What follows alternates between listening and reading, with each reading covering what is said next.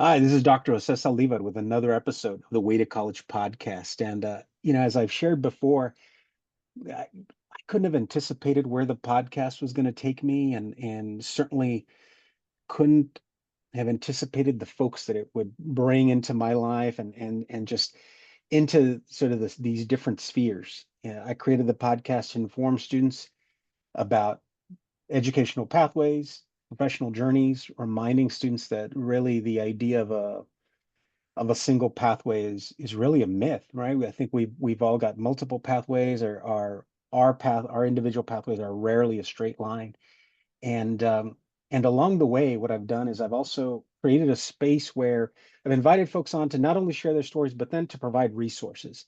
And I'm eager to get into today's conversation because my guest is a first generation college student, college graduate, but also has helped students from just before jumping on, he said, around the world navigate the college application process. Because if you are currently in the midst of college applications, you know how difficult and how challenging, how confusing it can be. And so I'm eager to get into our conversation today, but as always, I'm going to give my guests the opportunity to introduce themselves. So Kevin, would you mind introducing yourself to our audience out there? Yes. Well, first of all, thank you so much for the opportunity to share the knowledge that I've accumulated through the years. And it sounds like you have that same passion for wanting to make a positive impact. But my name's Kevin Krebs, and I'm the founder of a company called Hello College. And if you want to find out a little bit more about us, you can go to our website, which is sayhellocollege.com. But as you mentioned, I'm a first generation college student. As a matter of fact, my parents never even had the opportunity to go to high school because they grew up during World War II. And they came to the United States, three kids, pregnant, 20 bucks, one suitcase, didn't speak a lick of English. And my mom had one thing that she told all of us is education is the great equalizer. And it was something that was one of my earliest memories. And I was blessed to go to a great college like Northwestern University. And I felt like that opportunity changed the course of my life. And here we are today. Kevin, thank you. Thank you for joining me, but also thank you for opening with that, giving us a little bit of context and background about your parents and where they were coming from. I always find it fascinating to hear about my guests and particularly their family background. But as with all my guests, Kevin, I always ask if you had to identify a starting point for your own educational journey, where would that starting point be for you? Honestly, it was in preschool. My mom read to me every single day. And she just instilled the love of reading. And then I kind of took it and ran with it. I remember going to the library as a little kid, and I would always try to find the biggest bag or backpack because I wanted to get as many books as I could. And that really set the stage for me. And so I loved reading and I loved math. I literally I woke up and my dad got up at 5:15 every morning. He was a bricklayer. We had two newspapers delivered to our house back when newspapers were a thing.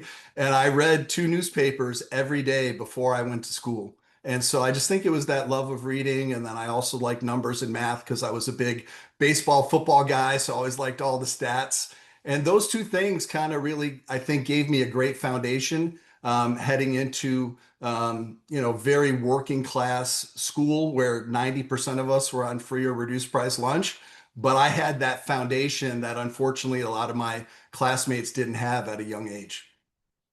Kevin, thank you for that description. Tell me about your neighborhood, right? You said, Yeah, it, working it, it class was it kids. was it was the best. I still have great memories.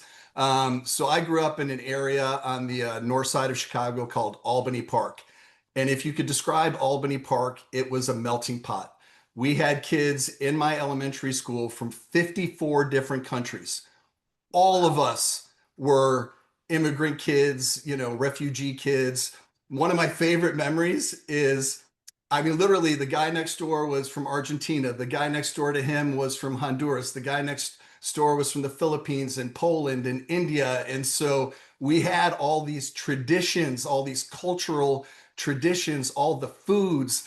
And I remember we used to do this, is what silly little kids do. We used to do a grab bag for lunch and like there would be five of us, and we put our lunch in this big sack, and we close our eyes and pick up a lunch, and you didn't know what you were getting.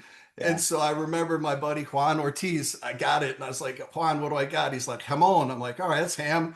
And so I take a bite of this ham sandwich, but it was layered in jalapenos. And Germans don't eat spicy food. And I'm crying, and the teacher's like, Juan, what did you do to Kevin? You know, and everybody else is laughing because he told them all. And so just it was the coolest place. And I really felt like that once again set the foundation for me to be able to connect with a lot of people and kind of meet them where they are. Because even to this day, a lot of our Hello College families, the parents didn't grow up here in the United States, or they didn't do their education here in the United States. And to have that, I think just a little bit of compassion and relatability Yeah. has made a pretty big difference. Wow. Wow. That I can already picture that. I can see you, young Kevin sticking his hand in that bag. Kevin, Yeah. you're growing up in this melting pot, right, of a neighborhood. Your dad's a bricklayer, mom's stressing education. And what did young Kevin want to be? I wanted to be an NFL quarterback or a Major League Baseball pitcher. Now I got pretty close. I got a football and baseball scholarship to Northwestern, so I Okay. played two sports in the Big Ten. So I got pretty close. But that's what I wanted to be, and if not, I wanted to do sports broadcasting, which I ended up doing prior to starting Hello College. So I got my second choice career worked out okay. What was so here you are, the work that you do is you help, families, right, navigate this process, help them understand the process. What was that process like for you? I mean, here you are, you're an athlete and you're able to go to Northwestern, but I imagine there's still a process involved for you. Yeah, I think the biggest thing was my four siblings were a decent chunk older than me. So my parents had four kids between the age of 18 and 26, and then they had me when they were 40. So I got Okay. to see them kind of navigate the journey, and all of my siblings started at community college, worked their way through college, got their 4 year degrees, worked on their masters at night. And so I saw them kind of navigating that. My Hmm. situation was a little bit unique as a recruited athlete. Thankfully, I had my dad's work ethic and my mom's photographic memory, so I did pretty good in school. And I could also throw football 70 yards. So I knew I was going to college. It was just a question of where. And even back then, I kind of always wanted to do my own thing. I always wanted to carve a different path. And so Yeah. I ended up getting recruited by some pretty big football programs. But then when Northwestern came and recruited me, the opportunity to go to one of the top universities in the United States was just too good to pass up. Tell me about before you get to Northwestern, because I want to know all about Northwestern. Um, what was high school like for you? You Describe your high know, school for me. I wish I went to high school now where the standards are just a little higher and you get Yeah. pushed a little bit more. Unfortunately, in the Chicago public school system back in the 80s, the oversight wasn't there. I mean, I went to the biggest high school in the state, 4,600 kids. My freshman Wow. class was 1,244 students. So the guidance counselors' caseloads were 600 kids. So we didn't get any direction. And the other thing that my mom also told me was gravitate toward the teachers that are going to support you. And so, Yeah. I think before the beginning of the school year, I would always meet my teachers, and introduce myself and say, hey, if I'm having a tough time, when can I come ask for help? And just really being proactive with that approach, I think made a big difference, or else I would have been swallowed in a sea of humanity. But the teachers knew that I was invested in my education and that it was important to me. Yeah. And so I think that really helped put me in a position. But if I was being perfectly candid, I was naturally smart and probably could have worked even harder. But I knew I had the football opportunity, and I was pretty good academically, top 5, 7% of my high school. Yeah. Um, but then I got to Northwestern, man, and it was a rude awakening, brother. That was a whole different game. I didn't have to study to get straight A's in high school. And I studied more in my first trimester at Northwestern than I studied in 4 years of high school. It was, that was no joke. Yeah. I turned from a boy into a young man real quick. Kevin, thank you for that honesty and for your description of high school, I think, because I can relate. I had a similar experience in high school, was not recruited to play, but I remember not really having to work very hard to get pull straight A's or anything like that. One thing that stands out to me is in part of your story was your mother's advice Mhm. about, you know, you know, talking to the teachers. And it's funny, just before we jumped on, I had coffee with a former another guest that I'd had a couple of years ago. And she was asking me about themes that have emerged out of these conversations. And I said, one of the biggest themes is kids being proactive. And whether it was coming from their parents or, they took initiative, but just how important that was, that skill, right? Because I think there's some skill to that, right? Just being brave sometimes and stepping up and talking to the teachers, introducing yourself to the teachers. So thank you for sharing that. And one question that I do have is, how did your mom know that? Because you said your parents didn't I get mean, the well, when opportunity to you go to high when you school. come to a country with, no money, you don't speak the language, you got nothing, you got to make it all happen. No, I mean, nobody was going to go find, you know, them a job. Nobody was Yeah, going to help pay their rent. They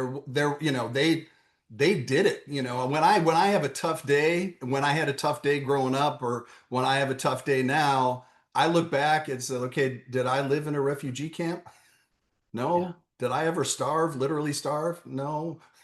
Did I ever have to work three jobs just to be able to afford a, two-bedroom apartment with four kids and a bunch of rats and mice? No.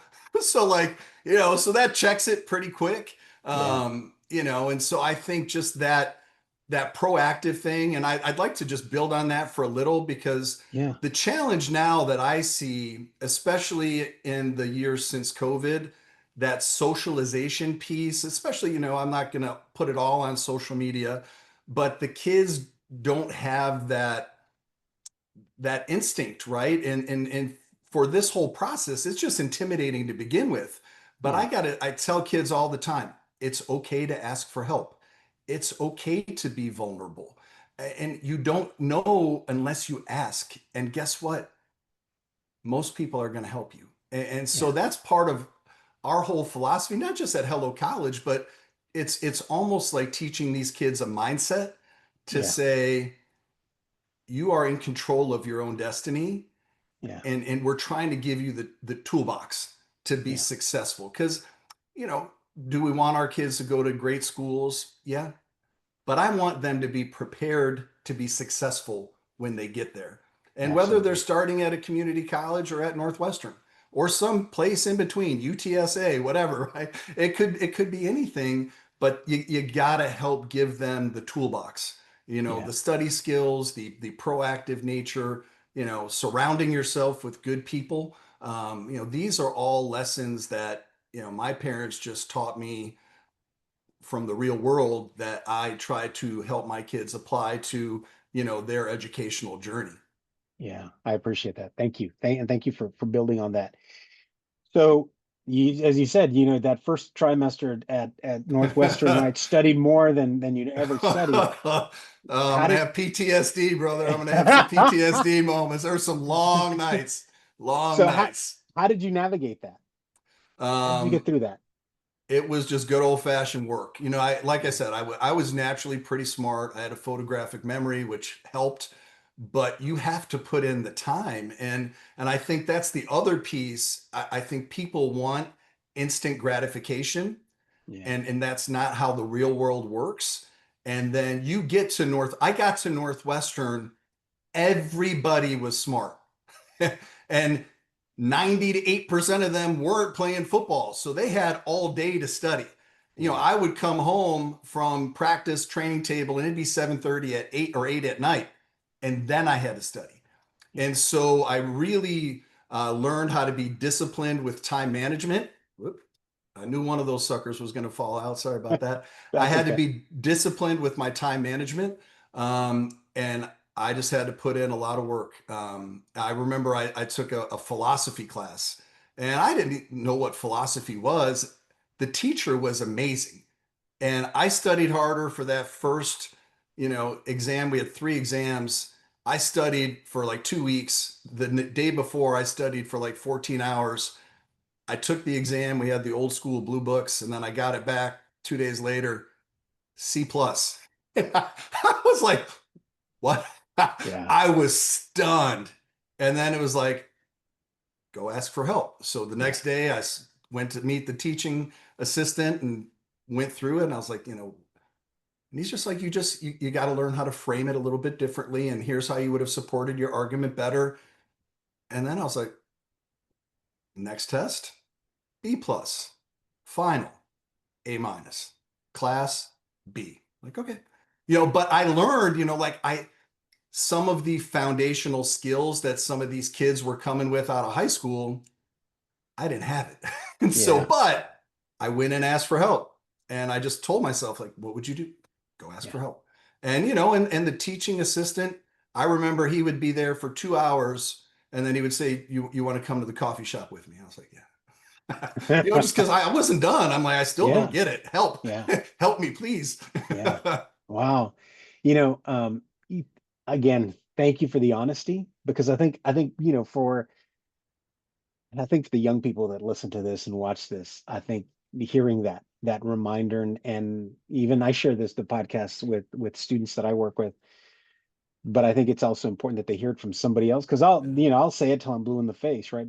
Get comfortable with asking for help Yeah. and that there is no instant gratification, right? It's going to take work, it's going to take time. So I appreciate that. So you're at Northwestern, experience a few bumps, right? What is it that you were majoring in? Well, here's another interesting thing. So I wanted to go into sports broadcasting. Always wanted to do it. I loved writing. Obviously, enjoy speaking, and big sports person. But the thing that I didn't understand was the journalism classes that I needed to take. The majority of them were in the afternoon. Well, I was playing football, so I Yeah. couldn't take the classes. You had to do a quarter where you went and worked at a TV station. Well, I was playing football and baseball. I couldn't leave because that was my scholarship. That was my job. Yeah. So then I ended up switching to the School of Speech, and where I majored in communication studies and I minored in sociology and psychology. Wow. After were there, did you harbor any and I know when you were younger, you wanted to be a professional athlete.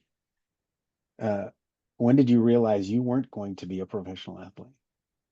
I mean, I think if you're playing at the D1 level, you hold on to the hope until the very end. Yeah. I mean, I was playing, I played, I never got to start. I was a second string quarterback for 4 years. I like to joke that I got sacked in every Big Ten stadium at least once. Baseball, went pretty well, had some opportunities there. And I could have come back and actually played a fifth year. But I was on schedule to graduate early, and I was like, you know what, I'm ready to get on with it. Yeah. And so I was really, content my senior year, focused on my academics, and I played, and I was ready to move on and tackle the real world. You you now run Hello College. But Hello College didn't start right after your college years, right? No, Tell us briefly about that journey in yeah. between, finding work immediately after college and eventually what is it that led you to Hello College? Yeah, absolutely. Well, I ended up going back to Northwestern and got my master's degree. And then I was working in the media industry, and somebody approached me and said, "Hey, I really, respect your journey and what you did. We're trying to start a nonprofit in Chicago to help inner city kids plan for college. Would you consider being on our board?" And I was like, I would love to be on your board. And so we basically started this nonprofit. It was 1995, 96. And we took the first cohort of kids, was about 30 kids. And we were just kind of working with them, mentoring them academically, social, emotional support. Yeah. And it just opened up a part of my soul that it just warmed me and fulfilled me like nothing I had ever done.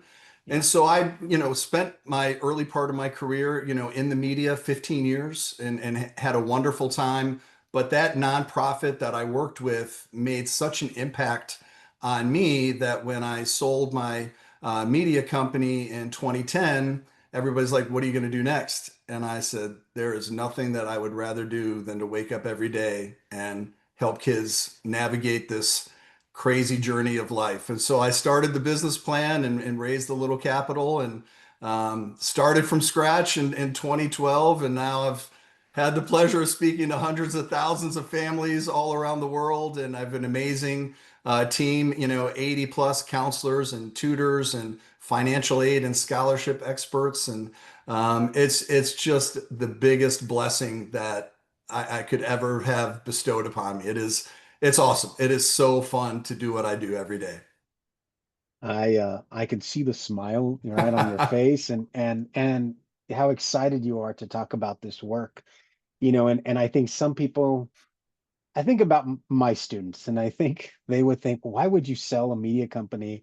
Why would you want to do this work? But clearly, I mean, it sounds like just from everything you've shared, it didn't really start with that nonprofit. It started way back in your neighborhood. It started with Yeah. the lessons that your mother shared with you, right? The importance of school and even growing up in that melting pot, right? And so being a part of and seeing other people's journeys, I imagine. So that was always there, and it was Yeah, just that I loved what you said in the beginning. Life's not a straight line, yeah, and all of these influences that we're exposed to make us who we are. But then it always came back to me as kind of this serial entrepreneur. I'm willing to put in the work because I just see it a little bit different. And Hello College is amazing now. I mean, we're the number one rated college planning company in the world on Google and Forbes, and it's fantastic. But what people didn't see was year one when I had three kids and I made under $40,000. That was tough. yeah, I mean, there were times where it's like get to the, bottom of the checkout line at the grocery store and can't cover it.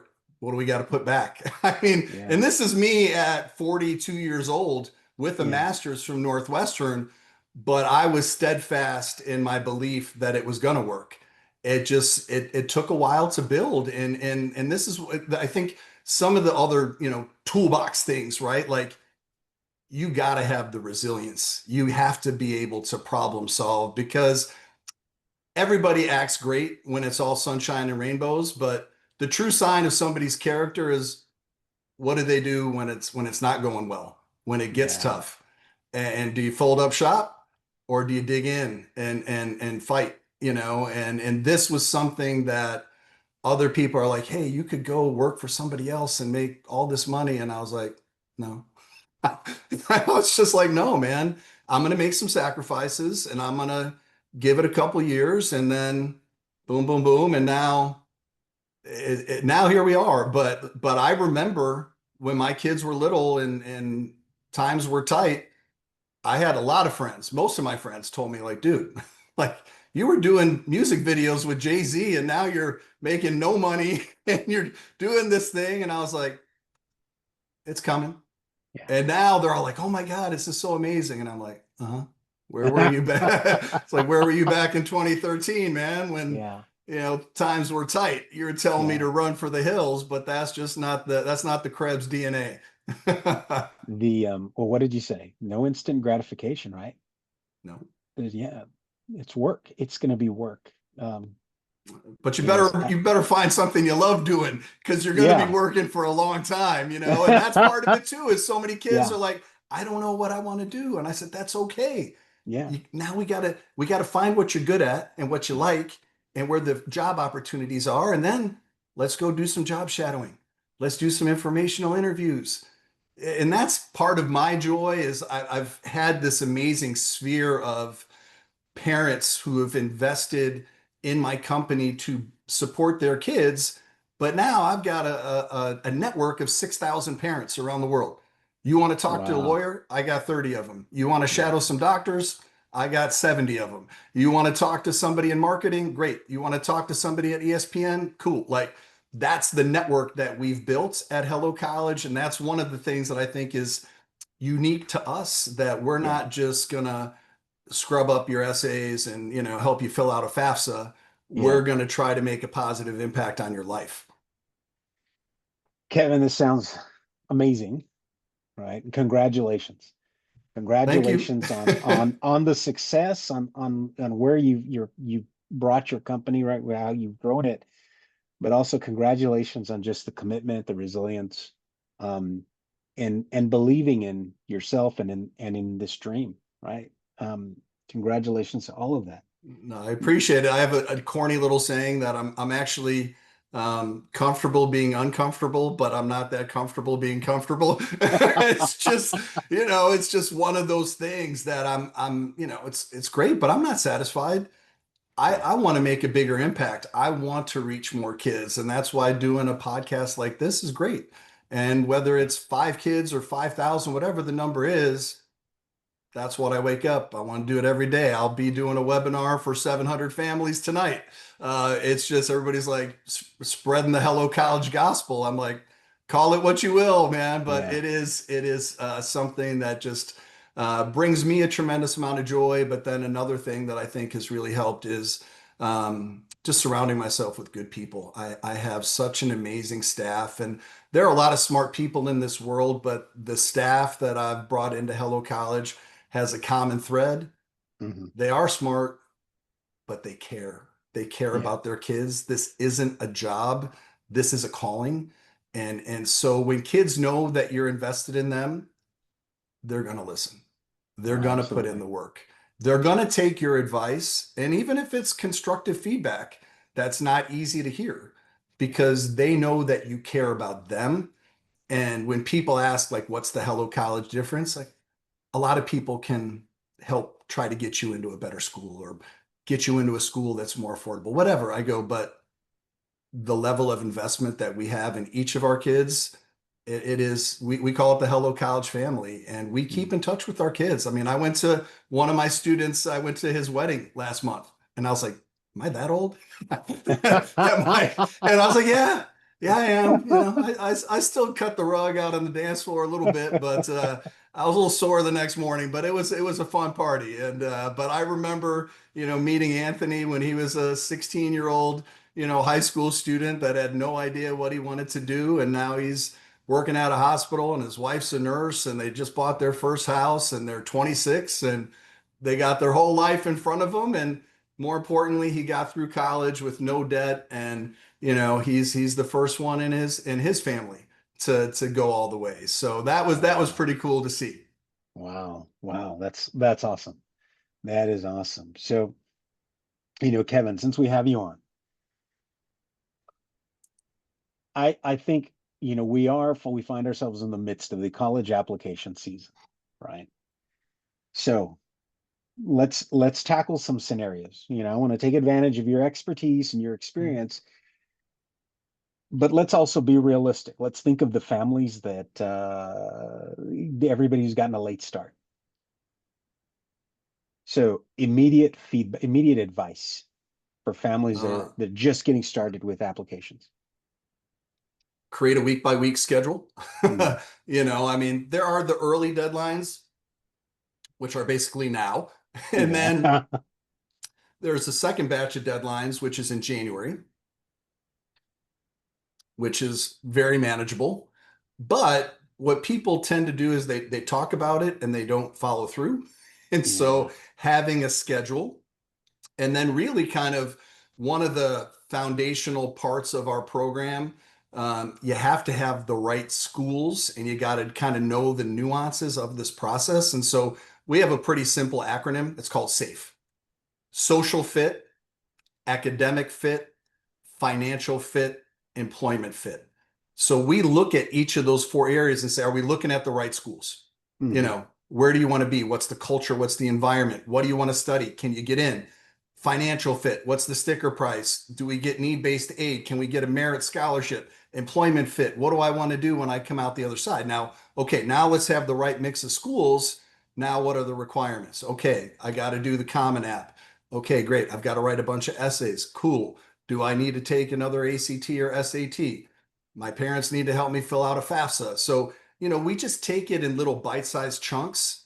And I think when you chunk it out and you have a schedule, things go a lot smoother when you have a plan. I always joke, our goal at Hello College is to increase your odds of success while decreasing the stress. If you have a plan, the stress level is going to naturally come down. If you're winging it and the parents are nagging the kids and the kids aren't doing anything except rolling their eyes at the parents, and then at the end, the whole house is up for grabs and you didn't do a good job. Yeah. And that's where the mistakes are made. All right. I appreciate that. I think that'll be helpful, particularly for anybody who's listening, family members, students, like just making it manageable, right? Just breaking it into chunks, getting on a weekly schedule. Kevin, I'm sure given the countless students that you've worked with and that you've helped, um, for students very much like yourself, for first generation college students. So our first generation students, the first in their families to go through this process. What advice do you give them? How do you guide them? Just number one, to not let it intimidate you. Mm, I think you need to put in the work. You need to educate yourself about the nuances of the process. Um, but there's a way for everybody. For some people, it might be, go to a great 4-year school trip. For some people, it might be start at a community college, right? So everybody's educational journey is going to be a little bit different. But once again, you have to say, okay, what do I need to do academically with these applications and essays? The affordability piece. I wish I could have come up with an acronym that put the F in front, but those never really turned out great. But like this is the month.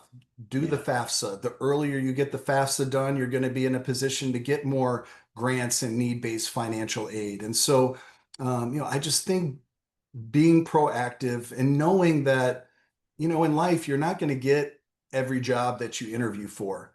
You know, the person that you choose to date might turn you down before you get a yes, right? And so have some options. Yeah. It's not the bumper sticker that matters, it's what you do when you get there. And that's what I try to instill in the kids. And I think and then once again, surround yourself with good people. Like, go ask a teacher, ask your guidance counselor, because they might not have the bandwidth to help you, Mhm. but they know where you can go to get the help. Right? Yeah. Go to sayhellocollege.com, click on the free events and resources. We have amazing blog posts about all kinds of topics. Tonight is one of over 100 free webinars that we're doing during this year. So there are resources there, right? But you gotta, once again, advocate for yourself, be proactive, and don't be too hard on yourself. I think a lot of kids are we're living in a time where whether it's social media or peer pressure or whatever, people have this bar that they think they need to live up to. And you got to remember, these are high school kids. How many Yeah. of us had all the answers when we were 17? Very few, very Yeah. few, Yeah. very few. And so I think you bring up a great point because I think absolutely right. Young people can be hard on themselves, but how do you're working with parents and with their students. I imagine you've sometimes you've got to manage that relationship a little bit, at least, setting some expectations. What does this mean? How do I didn't get into my top school, but right. So it feels like you're going to have to manage a lot of emotions. Um, how have you done that? Well, I used to have this amazing hairline that was beautiful and dark, and I joke with my count. Yeah, brother, we got the same barber. I know, I know. We'll have to compare head shavers when the podcast is done. But no, I joke that part of our job is college counselor, part of it is family therapist, and And and just to support the kid. Once again, I talked earlier about kind of how close we are to our kids and advocating for them. But it is a fine line, because even if they're not intending to do it, Yeah, parents unknowingly put even more pressure on their kids. yeah, And the kids, they start they either push back, which then annoys the parents, or they shy away, and neither of those are great outcomes. And so I think to find that balance, and so a lot of times what we'll do is, we might start a meeting with the parent and the student, just so that everybody can kind of say their thing, and then we'll respectfully say to the parents, all right, we got it from here. And I remember I have a senior daughter right now, my last of three, going through the process. And the day she was going to submit, and I haven't been on a Zoom with her counselor in over a year. And I got on there, and the counselor's like, "Hey, Kevin, I need you to just tone it down a little bit because I'm getting intimidated." And I was like, I got checked, like, and my yeah, daughter's texting me on the side, "See, I told you it's not just me being sensitive." And I was like, my fault. yeah, yeah. So, and I think now this is perfect because you're having going through this, and this is your third kid. Yep. But how can how can parents best support their kids as they go through this process? Yeah, I think number one, tell them you love them no matter what. Ask them how you can help. Because I think a lot of parents want to tell you, but by doing that, kids aren't ready to receive it. If you ask them, how can I support you? And then they let you know, now they feel like they've kind of at least co-authored that. And so Yeah, they're more open to getting the support and the feedback. And then you got to be able to read the room. And it's tough because there's a lot of emotion in it. I'm a different parent than I was 15 years ago. I came from like poor working class off the boat Germans, like they're like nice wasn't necessarily in the voc. It was firm. I knew they loved me, but it wasn't all, lovey-dovey. But eventually you learn to just be a better listener. And I think that was the one thing, especially me, just kind of always being this leader type person. One of my daughters said, "Hey, Dad, sometimes I just don't need you to say anything. I just need you to listen to me. Don't Mhm. I just need to get it out. Yeah, I'm not you." And I think yeah, sometimes that's the key thing. Like, this is their journey, not yours. yeah, And so, and then different cultures, it's very different. Like with what we do, the Indian culture, the Chinese culture, the Hispanic culture, there are different norms that go back generations. yeah, I've dealt with some, Hispanic families where the dad didn't want his daughter to go to college, yeah, and the yeah, mom does, and the girl does. And then I got to get on with the dad who doesn't speak great English, and I got to cobble together my 1977 Spanish from Juan Ortiz and try to be like, "Hey, like, your daughter's got a lot of potential. And I know this yeah, is the way it used to be, but she might be partner at a law firm one day. She might be the governor of Texas one day. yeah, So just let us help her."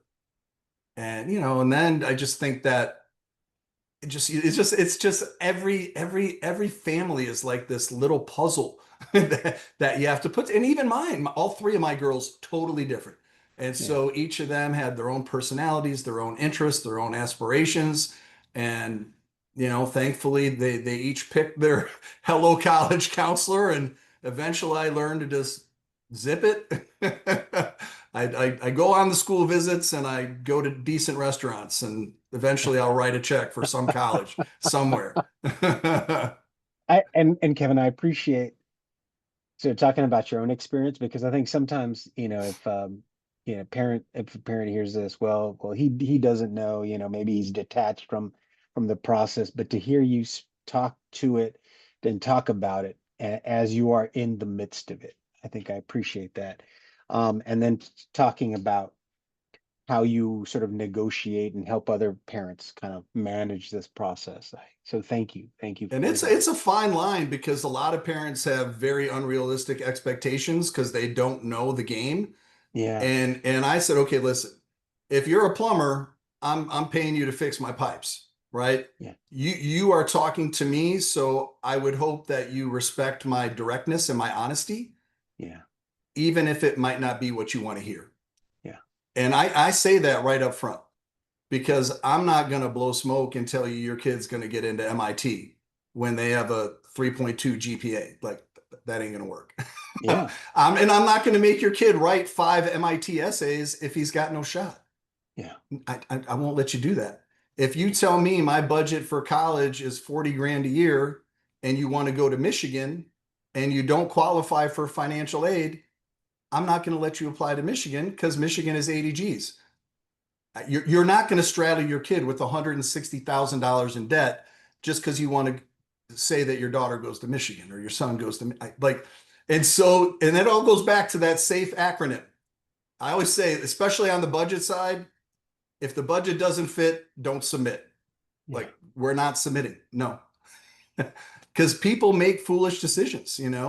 70% of families in the United States borrow money to send their kid to college. 70%. wow, The 4-year graduation rate is 24%. The kids who graduate with a job in their major, about 1 out of 4. So now you got 7 out of 10 have debt, but only 1 out of 4 has a job in their major.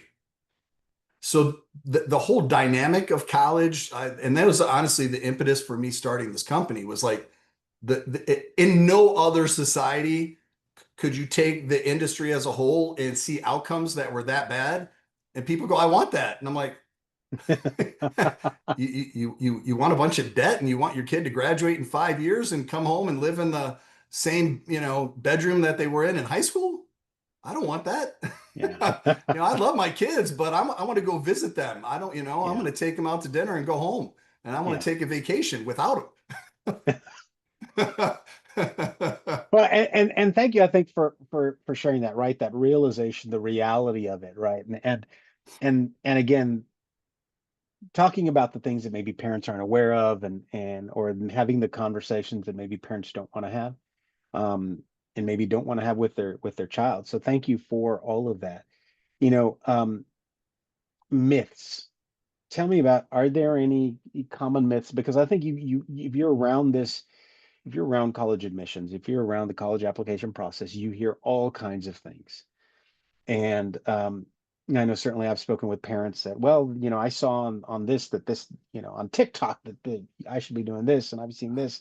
What are some of the maybe the prevailing myths that you can address or dispel here today? Yeah, well, first I tell all of our families just put on the earmuffs, like just don't listen Yeah. because you're going to hear 18 different things from 18 different people.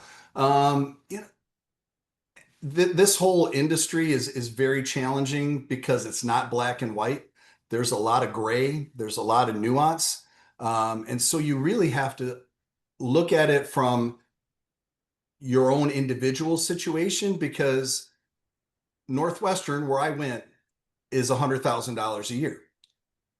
But I have a kid at Northwestern right now who's paying $8,000. Mhm. So the sticker price isn't always the sticker price. Yeah. So that's myth number one. Um, Myth number two, everybody's got the same chance to get in. Absolutely not. Mhm. I'll give you an example. If you want to go to the University of Miami in Florida, in Coral Gables, okay? If you apply regular decision in January, you have a 5% chance of getting in.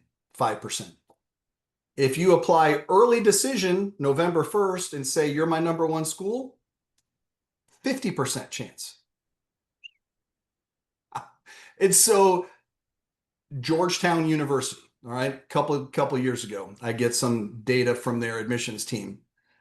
They have the map of the continental United States, and they have how many kids enrolled by state. Iowa, 1 kid at Georgetown. One. Wow. Illinois, 20. So I had one of my friend's sons in our program. 1510 SAT, straight A's, great resume. Georgetown is his number one. And he got waitlisted. And the dad said, "Hey, Kevin, why didn't he get in?" Never got a B in high school. 1510. I go, "All right, you want to know it?" Illinois. All right. We got 20 kids. 6 of them are legacy and recruited athletes. Now we got 14. Okay. 7 boys, 7 girls. Now we got 7. Yeah. 1/3 Asian. 2 or 3 kids. Male, Asian male. You think there's another Asian male that might have better than a 1510 in the entire state of Illinois? He's like, yeah. Okay. I'm just telling you, right? Yeah, How it yeah. works. And so, I think from what are you going to pay? The reality is in the United States, if you took every single kid that's in college, it ends up being about 50%. So 2/3 of families get need-based aid or scholarships or both. 1/3 of families pay full price. Okay. Acceptance odds. Acceptance odds are going to vary wildly depending on when you apply, how you apply, all of these different variables. And so you just got to know how, like in real estate, I said, the comps, right? You're looking at a certain area. I want a 3-bedroom house, 2-bath, blah, blah, blah. You get a whole bunch of houses, right? You can't look up that data. Like college, they won't let you behind the curtain. They're going to give you the average. Well, I don't need the average price. I want to know, I'm a white dude. I make this much money. My daughter's got a 3.8 and a 28 ACT. How much? Like, but you can't ask it like that, right? You gotta, Yeah, yeah, you gotta right. look under the hood. And so the great thing is with what we do, we've accumulated a lot of this data and put it into our portal for our students. And ultimately, we're just trying to help them make more well-informed decisions and avoid a mistake. Mhm, mhm. Wow. Kevin, thank you. And thank you for like as you say, I think even that, you know, I don't know, somebody might hear that and be discouraged, but I think no, I think it's better to be informed, right? Let's understand how this process works as best as we can, given the maybe the limited information we have. So thank you for again pulling the curtain back a little bit. Kevin, I want to be mindful of your time. I know you're very busy. So as we transition out, as we close out this interview, what final piece of advice would you like to leave for our viewers and listeners out there? It's possible to do it and do it well if you prepare. And so to stay positive, even if an outcome might not be what you at first desired, it's really what you do when you get there. And so just understand the nuances of your particular situation. Use that SAFE acronym. I mean, it works. Yeah. Trust me, we've worked with thousands of families around the world. And sometimes you're going to have to go a path that might not be that straight line we talked about in the beginning. Maybe you go to this school and you take a couple classes at the community college and then you transfer to your dream school. Maybe you get into your dream school, but somebody else gives you a full scholarship, right? So you just be open-minded, be positive, and put in the work. And the biggest thing in all my years of doing this, I've never had a family say, "I wish I would have started later." So I have a lot of families say, "Kevin, when should we start?" I go, "How old are your kids?" Like, I mean, literally, like, number one, start saving as early as you can. Like, they're in Yeah. diapers, just stick the money under the mattress right now because it Yeah. ain't getting any cheaper, right? But then, really, middle school, I think you have to just at least, you don't have to go on college visits in middle school, but you have to say, okay, do my kids have the academic foundation necessary?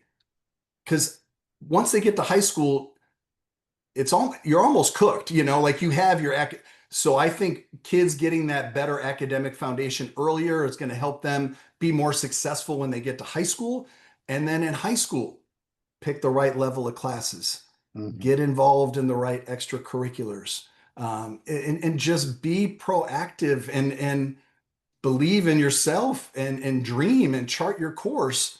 But then you got to put the work in to get Yeah. there. Kevin, thank you. Thank you for sharing your journey, both again, your educational journey, your professional journey. And then thank you for the insight. I think one, obviously, you know this stuff. You've been doing this for quite a while, and I know it's going to be tremendously helpful for any of our viewers and listeners, particularly those that are in the midst of the college application process. So thank you again for your time today. You're welcome. It was a blast. A little nostalgic, man. Some of those, stories I haven't thought about in a minute. So once again, I'm so appreciative of the opportunity. If anybody, wants more information, go back to our website, sayhellocollege.com. There are great free resources. It's not about everybody needs to be a Hello College client. That's not it. Yeah. Obviously, if you do want some help, we're here. Feel free to reach out to me, anytime. I mean, I think my cell phone could be a pretty cool reality show. Honestly, it is hilarious. If you're talking about some of the parents, I'm like, bro, I got a text at 1 o'clock in the morning. Ding. And I was like, Kevin, can you call my daughter? She's not making the progress like this poor dad's up at 1 o'clock in the morning, 2:34 a.m. I get a girl say, Mr. Krebs, can you review my application? It's ready. She sent me the email at 2:34 in the morning. I'm like, man, but this is the crazy, crazy world that we live in. But I wake up every day and I love Well, the enthusiasm shows. it. So I'm glad you're doing this work. I'm glad you're having the success you're having, and I'm glad these families have you, Kevin. So what we'll do is, as I'll be sure to drop a link to your website, in the show Thank you. notes, and so folks that want to, follow up and definitely access the free resources, and then reach out if they want to get connected with you all, they'll have the opportunity to do that. So Kevin, again, thank you.